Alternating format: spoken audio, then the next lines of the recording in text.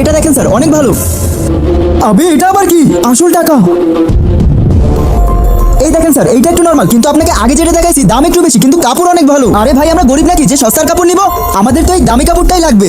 ঠিক আছে স্যার, আপনার কতগুলো স্যুট লাগবে দেন, আমি কেটে দিই। না না ভাই, কাটা কোটার দরকার নেই, আমরা পুরো এই বান্ডেলটাই কিনে নিব। বলো এটার দাম কত? বন্ধুরা আমি কোনো কসম দিব না, ইসলামকে ভালোবাসলে এবং ইসলামিক ভিডিও দেখতে ভালোবাসলে আমাদের ভিডিওতে একটা লাইক এবং চ্যানেলটি অবশ্যই সাবস্ক্রাইব করে যাবে। আরে স্যার এই বান্ডেলে তো 8টা স্যুট হবে, আপনি কেন এক কালারের সবগুলো নেবেন? আপনি যদি অনেকগুলো কাপড় নিতে চান তাহলে আমি আপনাকে আরো কালার দেখাচ্ছি। না না ভাই, আমরা পুরো এই বান্ডেলটাই কিনে নিব।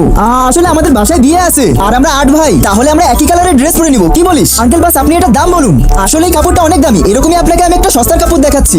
আমার পুরো মনে হচ্ছে এই কাপড়ের দামের থেকেও বেশি এতে টাকা লাগানো আছে। আর বান্ডিলগুলো দেখিনি, কি জানি ওতেও টাকা থাকতে পারে। আচ্ছা আচ্ছা দেখান দেখান। আবে ওই হোয়াইট কালারের সস্তা কাপড়টা কোথায়? কাপড়ের কাপড় নাকি?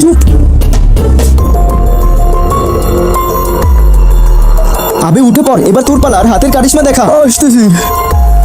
মনে হচ্ছে 1.5-2 লাখ টাকা আছে। এই দেখেন স্যার, কাপড় একেবারে সেম কিন্তু কম দাম।